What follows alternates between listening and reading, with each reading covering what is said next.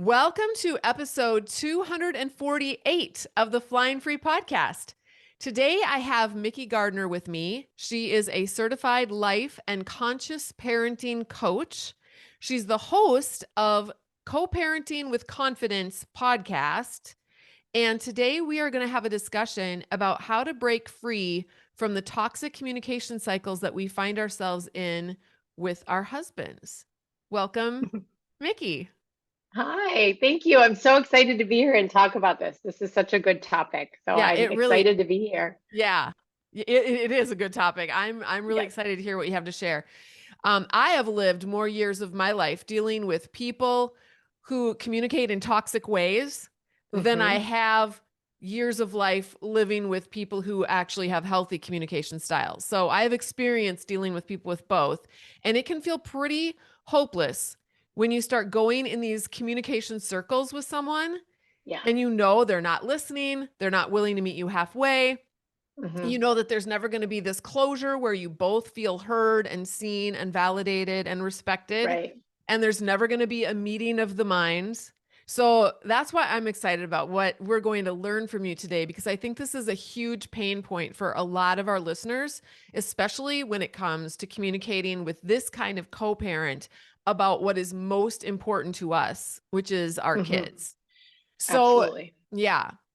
So to kick us off, Mikki, can you tell us a little bit more about yourself and your journey to where are you coming from? How did you get to where you are now, where you're actually talking about this and helping other people with this topic? Yeah. Well, thank you. Thanks for having me. And I'm really excited about this conversation. I think I might be a little bit different from your average listener in that I am no longer married. I am divorced. I am a single mom of one 13-year-old boy. I still cannot get over that he's 13. Still not getting over it. And he's going to be 14 soon. So I've got to get Is over he it soon. taller than you yet? Yes. He towers over me. I was hugging him yesterday and it's like I have to reach up and he's no Oh, longer that little guy, but yeah, it's the most fun in the world to watch them, grow up and turn into their own little people. But how did I get here? So I call myself a conscious co-parenting coach, and I'm a certified life coach. I'm also a certified conscious parenting coach, both of which I think, like most of us, we come to these things because it's what we need to learn. mm-hmm. And for me, divorce was not something that I ever intended on, not something I wanted, not the way that I saw my life going. I had checked every box to make sure that I had the perfect life. And what felt like an instant, it came crushing down. And I was left with not the life that I thought I had. And most importantly, the marriage that I believed I had was not, it was not really what was happening. And I had to do a lot of work to come to that place. We tried, every which way from Sunday to figure it out. And for us, this was the right path for us to move forward. I still consider us a family. We're in two homes. And I also define co-parenting different than a lot of people, I think, in that I define co-parenting is parenting with anyone that you don't agree with 100% of the time. Hmm, I So like like that. pretty much all of us, right? Yeah. Because we all have our ideas of how things are going to go. And then when you have a parenting partner or a co-parent, um, they have their own set of ideas, values, parenting styles, all of the things, experiences, trauma, on and on and on. And so what I learned is that, I couldn't just parent the way I wanted. I had to learn how to sort of open up my lens and figure out how am I going to parent with this person who I once loved more than any, he was my partner, he was my person. Um, and then he wasn't. And I had to learn how to still parent with him for the betterment of my child. Mm-hmm. And it was a rocky, rocky road. And along it, I really started to see how we get in our own way from really showing up. We have really good intentions of showing up well, of being the best parents, the best co-parents. And a lot of times we can get in our own way. And so for me, I started to understand and learn all of these tools. And I'm so grateful now that I have those, because my ex-husband and I have a great relationship. We have a good relationship as a family. But I really help moms now navigate co-parenting in a calm, clear, confident way. And none of that has anything to do with their ex, either agreeing with it or participating in it. And I think that's where this conversation is interesting today, because all of the same rules apply, even when we're married. We still have to look at it as how am I coming to the situation? How am I being part of the problem or the solution? And learning how to get past these different communication styles, different parenting styles, because they really trip us up. And if there's one thing I found, it's, parenting is one of those things that will bring you to your knees. And we all want to do it so well, but many of us don't have sort of the tools and the skills and the strategies that we need to do that, to support ourselves. There's this idea that you should just, you're just a good mom or you're just a good parent. No, those people are made, right? They do the work, they learn the things. And so that was a long-winded way of saying I sort of went all the way around on a very rocky up and down journey to find myself here. But I really love being in community with moms and being a mentor for them as they walk through this journey of learning how to really empower themselves and show up the way they want to, regardless of their situation.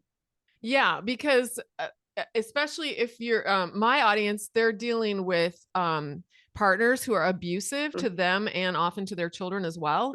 So then sometimes, you're not going to see eye to eye with someone who is purposefully intentionally trying to hurt you and your kids for their own benefit or their own kicks and giggles.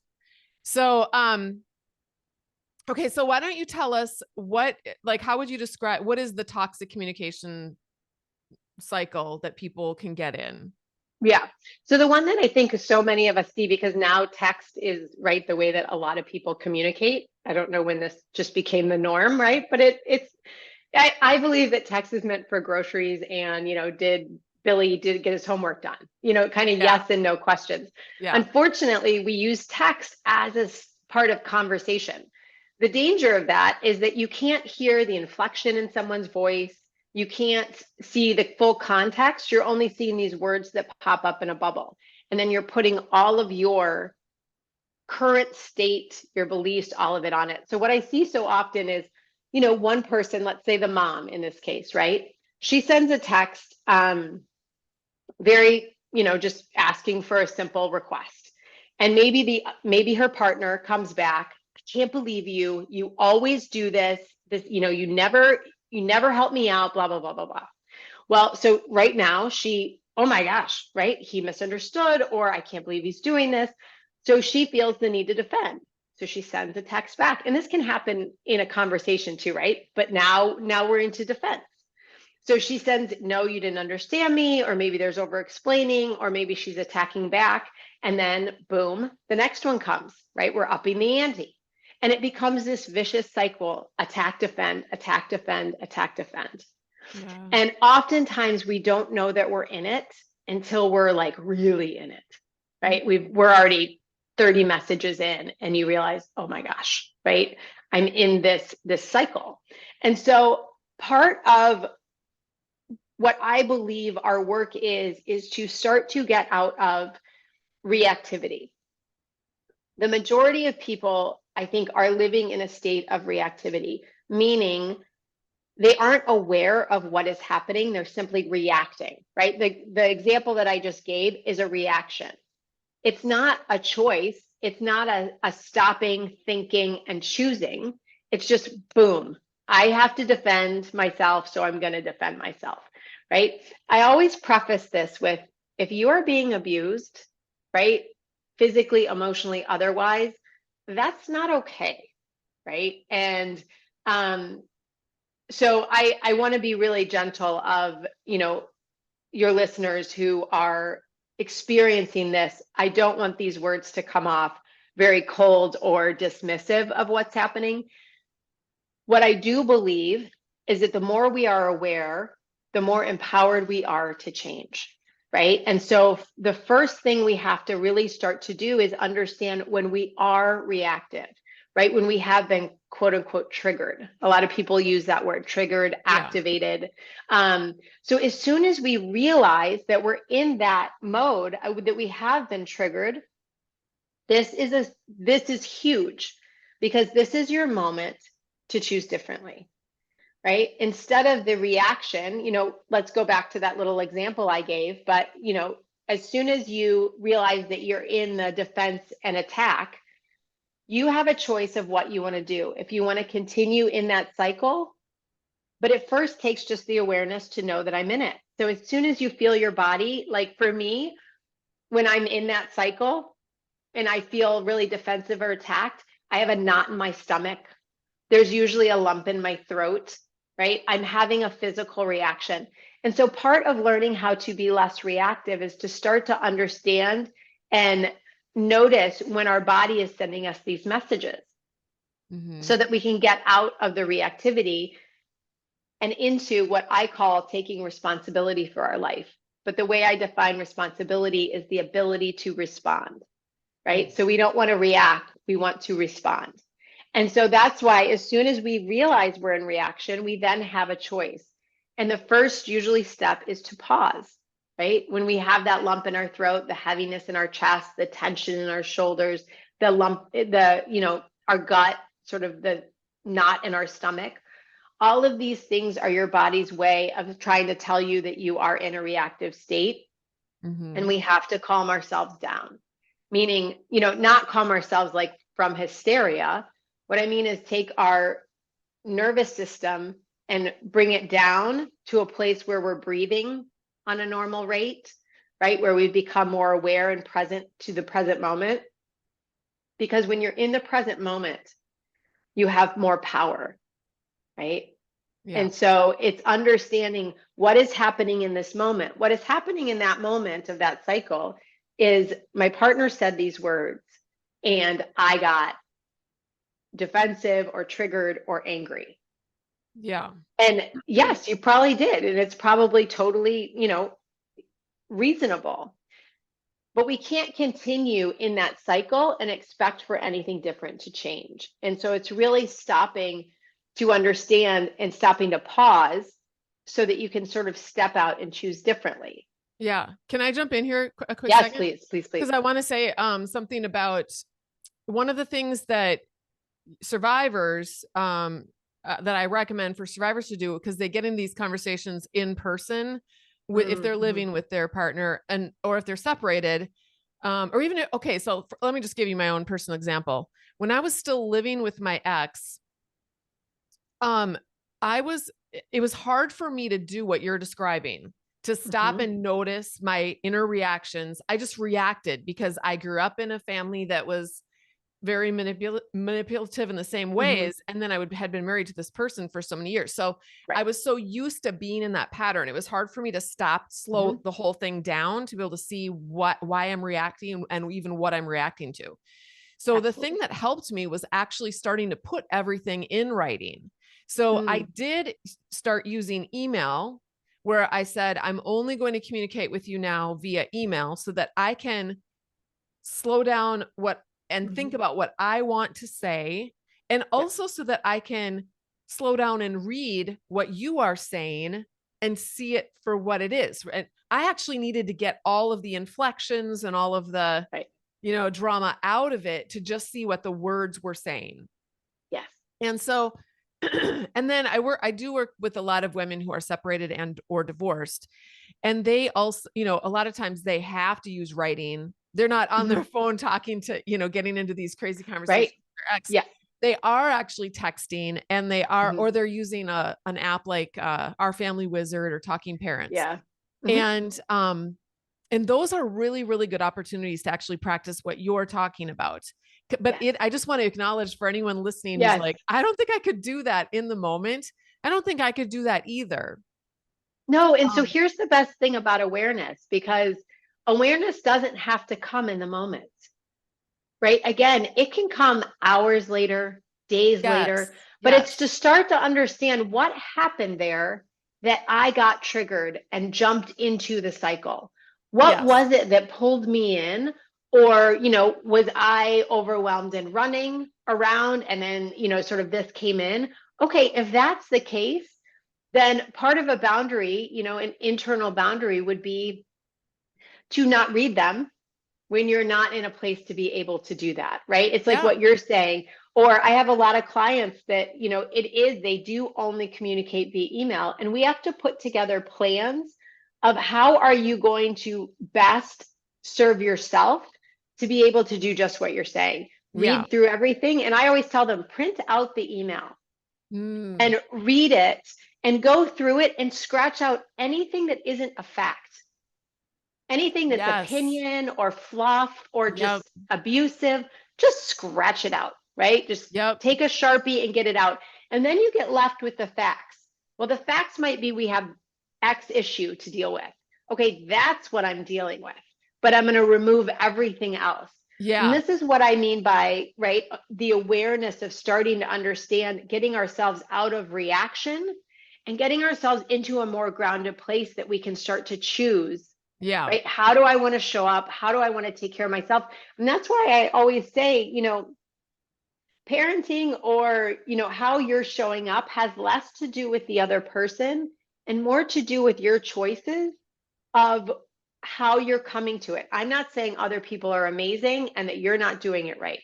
No, not Yeah. what I'm saying, right? But understanding that we can't control what other people do, say, think, feel, anything, but we absolutely do get a say in how we experience the situation. Yeah. And when we learn how to be less reactive and start to take more responsibility, again, that ability to respond, that is what energetically changes the game, because you're coming from a more grounded, powerful place of Yeah. awareness of what's actually true. Yeah. I remember learning how to, I didn't cross out, but I love that idea of actually physically crossing things out. I think that'd be a great first step. Mm-hmm. Eventually you can get to the point where you read something from your partner or your ex or whatever, and you find the one thing that they either they have a question, or sometimes they don't have Mm-hmm. a question. Sometimes they're just like throwing up on you. Absolutely. And if they're Absolutely. throwing up on you, there's no, why would you even get, like, it's like, okay, thank you for the throw up session, but you don't need to respond to things like that. Or you can No, say, your opinion is noted, or exactly. whatever. But to find the one little question, or the one, like you said, the issue that needs to be solved, and Mm-hmm. only address that with no emotional words, Mm-hmm. no emotion or drama at all. You try to make it as transactional as Mm-hmm. possible. And sometimes even that will trigger the other person, because if they Oh I yeah. know with abusers, they often want to trigger emotions in you because they Mm-hmm. like to get a rise out of you. And so it will Absolutely. bother them that they're not getting that rise out of you. And they might amp up a little bit to see Oh, if they absolutely. can. Yep. And that is that you've got the power there. I mean, just Mm-hmm. notice that you are now holding all the cards, and now they're the ones that feel powerless, and they're trying to control you and get a rise out of you. When you can stay in that place where you're in control of yourself, you take Mm-hmm. all of the power away from them, which is Yeah. Absolutely. And I think it's important to, it's like they always say the squeaky wheel gets the grease, right? We have this idea that the loudest voice or the heaviest hand or the biggest person is the one who's the most powerful. yeah. It's completely opposite. And we know Yeah. that by nature, because when you look at sound waves, when sound waves go very high in frequency, so that's anything anger, yelling, very, loud things, they're very high in frequency, which means they're very unstable, right? It's like they're actually really unstable in the world. When you look at the really low frequency, the calm, steady one, that's the strongest frequency in the universe. That's So what we want to tap interesting. into. Yeah, that's where we're tapping into, like you just said. And it's almost the more and more that you can start to learn that, to tap into your own groundedness, creating your own peace and calm by learning how to get out of reactivity and start to step into taking more response. you, just like you said, you'll see them and they'll Yeah. start to go at that really high frequency. And you just know your only job is to stay grounded and to stay at that calm, grounded energy. And so it does become, it's like you almost expect them to do it, right? Yeah. You expect, oh, okay, he's going to get really like agitated when I don't follow through on this one or when I don't give in. Right. Oh, okay. Well, I see that coming and I'm going to go ahead and do what I need to do to take care of myself so that I can hold that. Yes. Right? And then you're going to get triggered because we all get triggered and we all make mistakes. And then there's awareness. What happened there? What can I learn from this? Right? It's like, Yes. again, awareness doesn't happen. Everyone feels like, oh, well, I didn't do it in the moment. Okay, totally fine. I just did something. I acted like a child. I mean, a child. I didn't see it for like 10 days. And then it hit me and I was like, oh my gosh, I cannot right now. Right. And I had to come back and come back to it. And like we all do these things. And so Yeah. awareness, when it comes, is beautiful no matter what, because it gives you the opportunity to understand what your choices are, because we always have choices, Yeah. and then start to step forward in a way that is getting you where you want to go. Yeah. Maybe not this minute, but eventually. I'm thinking that this is also applicable even to parenting, to dealing with kids. 1,000%. Oh my Yeah. gosh, 1,000%. Yes. Yeah. Okay, so Yeah. let's talk about triggers. Mhm. How can we learn to identify that we're getting triggered or what our specific triggers are? Because we probably, if we're triggered by this version, then other Mhm. versions of that are also going to trigger us in different ways. So help us out with that. Absolutely. And I think what you said too, it's like we have to also remind ourselves that we're being triggered, yes, on the surface because of things that are going on, but triggers are almost always subconscious, right? They're from the past. Whenever we go from 0 to 60 on the emotional scale, when you get triggered, you're just like, oh my gosh, overwhelmed Yeah. completely. Like it's a whole body experience. Whenever that's happening, that's not something new. That's Right. not that like we're just experiencing something new. That's like an old wound that somebody just poured salt in Yeah. and you're ouch. Yep. And I think the understanding of that is that triggers are really sort of these old beliefs or these old wounds that need healing. That's why parenting is the gift to be able to heal yourself emotionally, Mm. right? Because we're given these little children to trigger the bejesus out of us. That's what they do, right? Yes. And I believe that our children choose us, right? Before they arrive here, I think that that is just the way, because otherwise you wouldn't get the exact perfect child you need to heal your wounds. There are little Mhm. teachers. There are little people who are here and they're triggering us, and they are our opportunity for growth when we allow that to be what, if we choose to believe that and work towards it. But, we do get triggered again because there's these old beliefs or these things that we're not even aware of that are going on. And so when we are triggered, again, it's this like full body experience. The quicker that we can become aware that we've been triggered, the better. And so I Yeah. always tell people to just stop, right? Hit the pause button. It doesn't matter what's going on. If you can, just pause and take 3 deep breaths. And do you feel a little bit calmer, right? A big breath in through your nose, out through your mouth. If 3 breaths don't do it, right? Or you might be in a place where you can't stop, right? There might be something going on that you can't take a moment. That's okay. You can come back to it later, but to start to look at it and say, with curiosity and compassion and without judgment, what was it that triggered me? Right? And I usually like to offer to people, ask why 5 times. When I do it to my clients, they get so annoyed with me because I'm like, why? Why? Why? Right? But when we do it with ourselves, it's like peeling back an onion. When we Mm. get triggered, why did that bother me? Well, because he was really rude. Why was that? Why did you feel that was rude? Because he was insulting me, right? He didn't think that I knew what I was doing. Okay, why is that a problem? Because then I feel insecure. Okay, why is that a problem? Because when I'm insecure, I can't do X, Y, Z.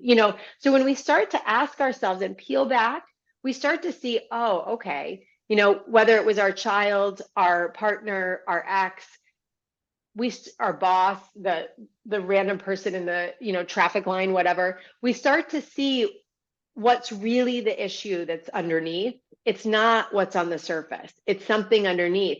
And when we start to understand that, well, now we have the power to change it. Or we simply have the power to be aware of it and to say, oh, okay, so when this happens, how can I choose differently? Right? Einstein always said the definition of insanity is doing the same thing over and over and expecting a different result. Yeah.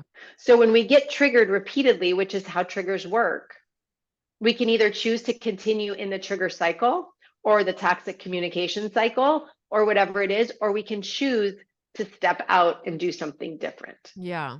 Yeah. Okay. So you have said that you have a 4-step formula for escaping the vicious cycle. Do you want to share that with us? Sure. So it's based on the 3-step framework that I teach with conscious parenting. But, it really is, again, the awareness piece. As soon as we become aware, and it's typically our body is sending us messages, right? Again, any feeling or sensation in our body, you can almost think of it as like a little messenger that your body is trying to send to your brain to get your attention. So if we have that knot in our stomach, lump in our throat, whatever it is, that is our ability to stop, which is step 2, to pause, right? And to gain more awareness over what is happening in the moment. So we have to notice that we've been triggered or that we're in reaction, pause, right? Stop and actually just take a breath, let our nervous system come to a little bit more of a level place so that our thinking brain can get on. The 3rd step is really stepping into agency. And agency is simply a fancy word for choices. And the universe is really nice to us a lot of the time and made it easy. We only ever have 3 choices. So, a lot of times we feel like we have no choice. I don't know if you hear that often, right? But I know I will say that. My clients say it to me. I had no choice but to react. I had no choice but to do this. I had no choice. We always have a choice. And so learning how to look at, well, what choices do I have? Again, takes the awareness that I'm triggered, I'm reacting, pausing, and then saying, what are the choices available to me? Well, typically the 3 choices are, we can accept something, which means, and that doesn't mean to condone it, but it means to accept it as it is without changing it. A lot of times that's really hard when you're being triggered, right? Or you're in a difficult situation. We don't want to accept it. Okay. So the next one is change. Well, we can't change other people and we can't change circumstances. So is there something that I can do to change this situation in a way that is going to, help it out? If that's the case, great, do that, right? Again, that would be if we've made a mistake, apologize or rectify something or change the way that we're interacting with the person. Now, if you can't accept it and you can't change it, it leaves the last option, which is leave. Now, oftentimes we can't just leave, right? Can't just leave our children. We can't just leave the situation we're in. But leaving also can be figuratively or literally. And so, like going back to that example I gave at the top of the toxic communication cycle, you can leave a text stream. Yeah. You can leave an email chain. Yep. And it's really deciding, I am not going to engage in this cycle because it doesn't serve me. Yes. And so, leaving we often think of as I have to like storm out and never come back. But it also is preserving your own peace to say, I'm not going to continue this. Yes. I'm and it not can be going a to peaceful leaving. It can be a Yes. very gentle, quiet, you just walk away from it and that's it. Absolutely. Right. Less is Very more powerful. sometimes. Yeah. So those are our choices always. And for me, it was really powerful to start to learn, because you either feel like you have no choice or there's too many choices. Right. But when we break it down and we start to look at it, well, if these are my 3 choices, right, what can I do in this moment to move myself forward? And then the 4th is aligned action. Starting based on the choices that you have, what is the action that is going to get me aligned in the direction I want to go? Now, that's not necessarily a straight line to, getting along with your partner and never fighting again, right? That's not an action we're ever going to find. Um, but it's starting to understand what is the action that is going to get me aligned with what I want. Again, so this might look like having to set a boundary. This might look like needing to get ourselves into responsibility versus and out of reaction. It might look like compromise. It might look like many things, but it's starting to really come from a place of, again, that grounded energy to understand you have far more power than you can ever even imagine. And we step into it when we are present, when we're aware of what's happening in the present moment and making choices from right here versus from the past or from the future. Yeah. And I always ask clients, and talk a lot about it. And I use it in my own life, but I have to ask myself when I am triggered, what time zone am I in? Meaning, am I in the present moment where my power lies, or am I stuck in the past, either in regret or sadness or whatever, or am I stuck in worry about the future? Because you can't change the past or the future, but you absolutely can deal with this moment. Yes. This makes me think of here's an example that happened in my private forum. One of the members of Flying Free had said that she actually posted her text conversation. Mm-hmm. She was just like, she needed help for something, and she asked her husband for a favor, and his response was something along the lines of, well, I suppose if you absolutely need me to do it, I will, but I don't really want to. And her response then was, well, okay, then never mind, I'll do it myself. But then it kind of ended up kind of getting into an argument about, she thought that he should say, yes, I would love to do that, even though he didn't want to do that. Right. And so what we ended up getting down to is that she thought that it was her responsibility to manage his emotional needs, like if he was put out by doing something for their child and helping out, that was her responsibility to make sure that he was never put out by that, instead of just allowing him to be a responsible parent and do the thing to help out, which is what parents do. Sometimes parents have to do hard things. We have to do things we don't want to do. Right. So her response, we got to the point where she realized she could have just said, when he said, no, I don't really want to do that, that's not, I don't want it, I'm willing to do it, but I don't want to, for her to say, great, well then pick him up at such and such a time. Like, it doesn't matter if you don't want to do it, this is what needs to be done. Right. So that's just an example of that step 4, taking the choice that you're making and aligning it in the direction that you want to go. You want to go in a direction where you're no longer managing everyone else's emotions around you, particularly your ex or your partner.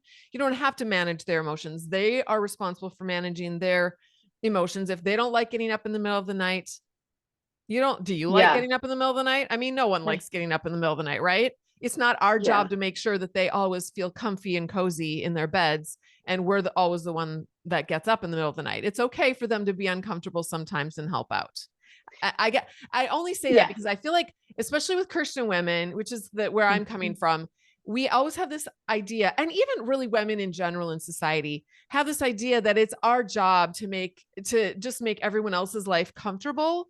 And so we throw ourselves under the bus. This is where we actually end up being responsible for saying, I'm not going to throw myself under the bus anymore. I'm not going to do it.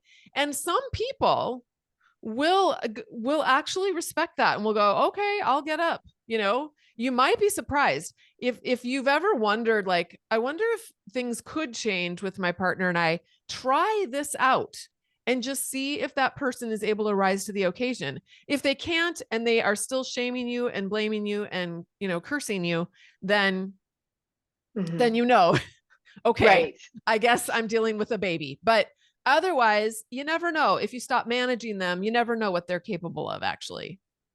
Yeah. And I think I appreciate you bringing that up. And I think you're 100% onto that. That is one of the hardest things to do, is to hold what you're asking for, and especially as women, we are absolutely have been indoctrinated, ingrained, washed over with this be seen and not heard, be a good girl, don't have needs, don't get everything done. It's people pleasing, and Yes. it is a disease. And I actually just my book, The People Pleaser's Guide to Co-Parenting Well, is coming out on December 5th, Oh, that sounds because amazing. Yeah. I am a recovering people pleaser, right? Yeah. And so many of my clients are. But what you just described is we have an inability to sit with our own feelings about someone else's uncomfortable feelings. Because when we are a people pleaser, we think that it is our responsibility to make everything okay, to please everyone. Otherwise, something has gone wrong. Yeah. But conflict is normal, you Yes. know, and I think we have to normalize conflict and understand, even anger. A lot of times, we avoid conversations, we avoid even like she asked, good for her. She's stepping up and she asked. A lot of times we don't even do that because we just want to avoid the conflict or the potential argument at any Yes. cost. And it's a lot of times because we don't understand that conflict is normal. Conflict is always going to happen, married, divorced, whatever. Two humans in relationship, there's going to be conflict. So the more that we can understand, it's almost the unhealthy side of it that we're afraid of. It's when people aren't managing their emotions, right? That's what's scary, not the actual conflict, right? Yeah. And so when we go ahead. I do want to give a caveat though, because a lot of the people that we're talking to right now, they're not just experiencing like your average True, conflict. true, true, I mean, true. I'm Yes. I'm in a normal marriage right now, and my husband and I have conflicts sometimes. Yeah. It is nothing, it is not even on the same level of what I experienced in my prior marriage. So I just want to I have to be really careful about what we Yes. say here, because what they can often hear, and what I heard back when I was back in the Right. day when I was like, I'm sure everything is fine, is yes, this conflict is, oh, yay, this conflict is normal. Now I can just hunker down and stay in this abusive No, relationship no, no, because no, no. it's Right. normal. Right. I just need to be careful that No, people I understand the difference. I thank you. Thank you for, Yeah. yeah. I think, it's almost what I was referring to is it's like the being willing to ask, right? To being willing to go into and open up to whether there's, different opinions or whatever. But certainly, again, abuse and that is never, right? That is a different conversation. But I think it's really important to understand that all too often we're just really uncomfortable with other people's feelings because we don't know how to handle it, because we don't know how to Yeah. handle our own. Yeah. And so the more you are aware, the more you can start to understand, what are my feelings? Why am I having these feelings? What are they telling me? Right? It takes some of the fear out of it. It takes some of the sting out of it, and we can start to see them again as these messengers to understand what's going on in the situation that I'm in and how do I want to move forward, Yeah. Yep. because we have to be aware of what's happening. Exactly. This is good too for people who are listening, who are wondering, is my relationship like just a normal relationship, that your average garden variety relationship with Mhm. average conflicts, or is it actually abusive? When you do set boundaries, or you do give an ask, and you get and they're willing to do it, but let's say they pout or they whine or they start cursing you out or calling you names or maybe make you pay, there's like a payback later on. That's when you can stop and go, wait a minute, this is more than just them being uncomfortable doing something. I always Mhm. say, think about a really, really close friend that you have. If you asked your friend to do something, and would she ever come back and say, you know, I'll do it, but I don't want to. And also, you're just a blankety blank blank. And I can't believe that you blah, blah, blah, blah, blah. And you never do this for me. And you always do this for me. Would that friend come back? Do you experience that kind of behavior from your friend? And if you say, no, I would never, I can't imagine my friend doing that. That's how you can know the difference between a healthy relationship where Mhm. your friend might say, I really don't, I'd rather not do that, but for you, I'm willing to do it because I care about Mhm. you and I can tell you really need the help. Yep. That's what normal versus fine, I'll do it, but I can't, you always ask me for everything and you never do anything around here. When you're bending over backwards to try to, manage everything and you've done a simple ask, that there's a Right. big difference there. Yeah. Absolutely. Absolutely. Okay. So since we've brought up boundaries, let's talk about how to honor and uphold our own boundaries then with the other co-parents, so that we're not just throwing ourselves under the bus in order to keep the peace or to co-parent, peacefully, which that's always the ideal is like, oh, I just want to, you see this on television, even in shows, you'll see the divorced couple and then the kids, but they're all really a happy unit. And it sounds like you have a good relationship with your co-parent. And that is kind of like the dream. Well, I could never have that with my ex. There's never going to be the dreamy, like where we all get together at the holidays, even though we're divorced. And that's just never, ever going to happen. And so, but that's because I have to have my own boundaries about what goes on, what I will allow into my space. And his drama is not what I will allow into my space. So yeah, I think you bring up a really good point though, because I feel like we have two ends of the spectrum. It's either, there's zero contact, there can't be anything, it's all fighting and high conflict, which actually is an experience so many people, have. Or there's the happy family and then like the blended family where everybody's together all the time, dressed in matching outfits, smiling, right? Exactly. Like, okay, either are, concerning on some level. So what, right? What I really think we need to think about is what do you want, right? What is it that you want from family? What are your values? What is important to you? I can't tell you what you want your family to look like, what you want your relationship to look like. That's up to you and what's important to you and what matters to you, and doing the work to start to understand, here's what I really want in my life. And then when we set that vision and we start to understand what do I value? What is most important to me? For me, honesty, communication, and openness and respect, right? Those are kind of my big values. Those are my values as a parent. Those are my values as a co-parent. And they change, right? We evolve during different seasons, but to start to understand what is the value that I have, and that's where you start to use them almost as like a funnel to make decisions. Because things are constantly evolving and people are changing and doing other things, but it's really, how am I coming to this and what am I choosing here? We didn't go from being married to being where we are today overnight. There was a lot of not great times. There was a lot of, moments that were not wonderful. And I learned the hard way because I didn't have support. I didn't know anyone.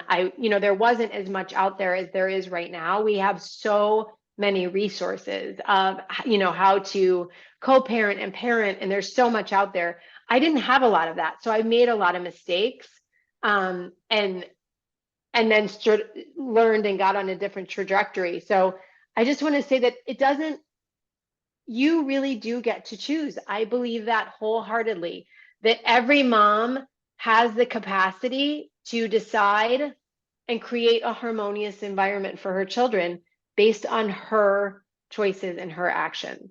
And it might not be today, but can we work towards it? Right. Yeah. And that's where we start to make changes, one moment, one choice, one step at a time. Yes. I would add to that. Okay. So you started by saying, how do you want your family to look? That's basically taking personal responsibility for what the choices that you get to make, and casting your own vision for how you want that to look. And that's up to you is so true. But you also have to like scan the horizon and look at what your reality is what's too, happening. Yes. So like if you're depending on what sometimes your partner or your ex might not be capable of bringing that much to the table. So what you want to make possible, you might not be able to include him in some of those things because he's not able to, he would actually sabotage what you want to make possible. But that doesn't mean, I think you're absolutely right. We don't need to like let this other person dictate what's possible for us and for our family. I've never, ever thought in my mind that we are a broken family, ever. That thought No. has never crossed my mind. I don't believe that. Mm-mm. I believe that we are a complete intact family. Their dad lives somewhere else and they Yep. see him and they have time with their dad, and then they have time with me and their stepdad over here. And but what our family is, I'm constantly filling my mind with my family is amazing. Even when my family has fallen apart and my kids Mhm. have had different problems, my family is amazing. My kids are amazing. They have so much potential. We love each other. We're always going to have each other's backs. And it has nothing to do with the fact that we are divorced or that, but I will say this. When I was living in the middle of my abusive relationship, it was very, very hard to take Mhm. control of my thoughts in that way and think that way. 100%. Back when we were married, that was when I had thoughts of this family is falling apart. This family is splintered. This family has problems. And it's Mhm. because we were roiling around in this cesspool of Mhm. abuse and we couldn't get our heads above the water to get a breath of air. So Right. just it's interesting because I know people tend to think, oh, if you're divorced, it's all over. But for us, divorce was our redemption story. It didn't Mhm. look like that at the time, but ultimately that's what it's turned out to be. Yeah, it's exactly what you make of it. And I think, for me, I did made the decision because it was important to me to preserve my family. And for me, that's what that looked like. And so I think being able to step back, um, and again, there's a lot of cultural things, there's a lot of things, society and religion and all the things, they all believe there's like this one way, but there's not just Mhm. one way. And Right. it's really deciding how, I think back to your point, it's if you know someone historically has come into a situation and sabotaged it, but you keep inviting them in, right? Because, oh, I want us to all be together or I want us to be here, right? We have an expectation and then there's reality, right? We Yeah. expect them to be able to meet you. Oh, they should be able to do this. As soon as you say should, you got to stop yourself, right? Yes. Because Yes. that's an expectation. But then there's reality. Our pain is what's in the middle of that. And Yeah. so we have to really stop and say, what is really important to me? Let's say it's a holiday dinner. Well, being around a table with the people that we love, enjoying, sharing gratitude, laughter, that's what's important. Okay, what's going to get us there? Yeah. Is inviting him in going to get me there? Probably not. He's probably going to come in and act a fool like he always does. So I'm going to choose to not invite him so that I am preserving my own peace and the peace of what I want that experience to be. Yeah. It's a shift in mindset because a lot of times, again, we're just reacting. We're just trying to like make everything work out, but it's pausing and slowing down and saying, what do I need to do here that's aligned with how I want to be showing up? Yeah. If I don't want to be reactive, what do I need to do today? Well, I probably need to get enough sleep, probably need to drink enough water, right? We're just animals, right? So we need some basic needs. But oftentimes we get triggered or we get into the toxic communication because we kind of fall into it, and it's understanding, well, how can I support myself to not go there? Yeah. What do Yeah. I need to do and reverse engineer that so that we start showing up differently? And again, I want to leave you with like this one little analogy. You know, the giant cruise ships, when it's time for them to turn to go like to a different port, they don't just turn the wheel, right? And like turn the boat. It would just capsize, right? They turn it 1 degree. And that 1 degree shift over a very quick amount of time will take the boat in a completely different direction. So Yes. we don't have to change everything. We're just looking to how can I shift 1 degree towards what I want, towards what is, getting me in a place that I feel better, that I can respond more proactively. That's what we're looking for is again that grounded state so we can start to just shift one Yes. decision at a time. Yeah. Yeah. So good.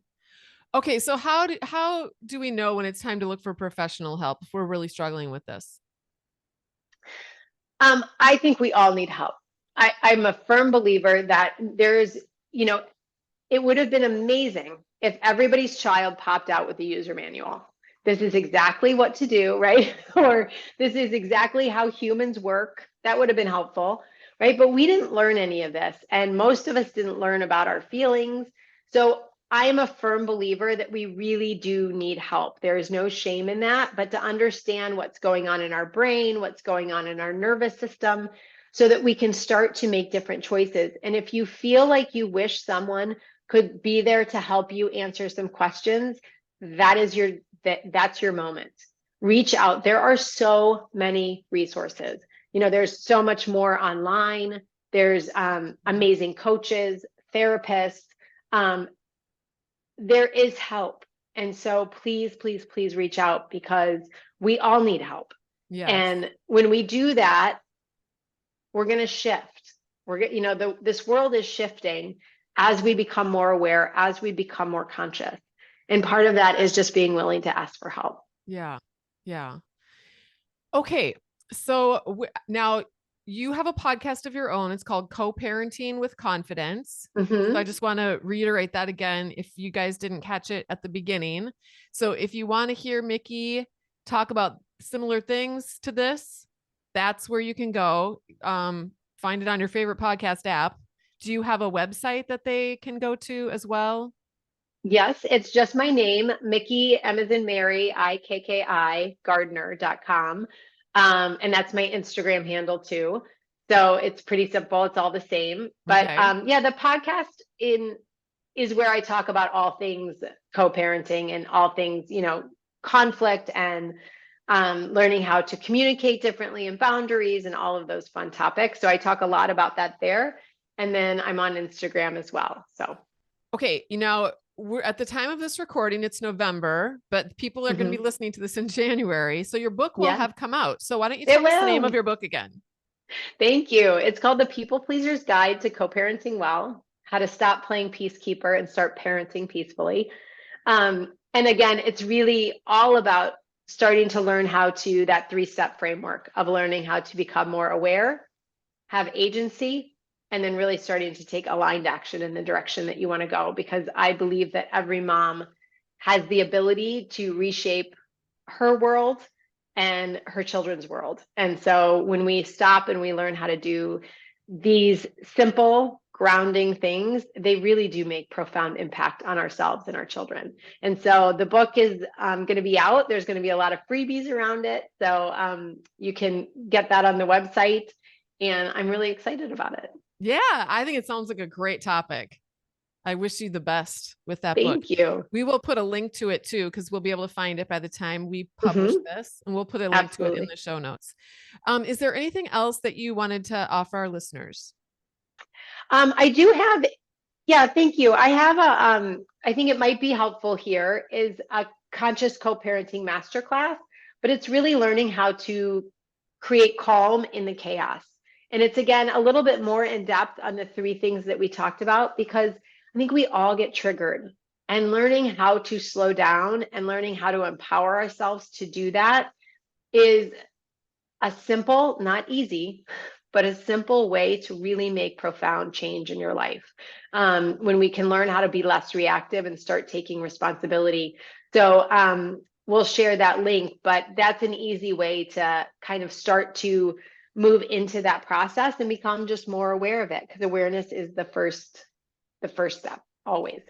Okay, now we'll put a link to that in the show notes as well. Is that available on an ongoing basis, or is it limited? Yep. Okay, it's just always, if Nope. they go to the link, they can get in there. Okay. It's always there, and it's short. It's 20 minutes. There's a cute little workbook with it. I try to make it really short and easy and doable, Nice. because we don't have a lot of time, right? We moms are very busy and we have a lot going on. I love that.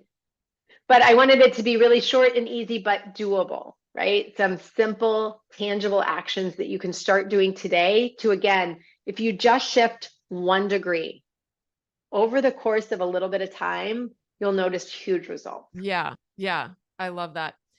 Okay. Thank you so much, Mikki, for having this conversation and sharing your expertise with us. We really appreciate it. Well, Natalie, and thank you for all you do and your vulnerability and honesty and openness on this topic. And I really appreciate all you're doing. So thank you for having me.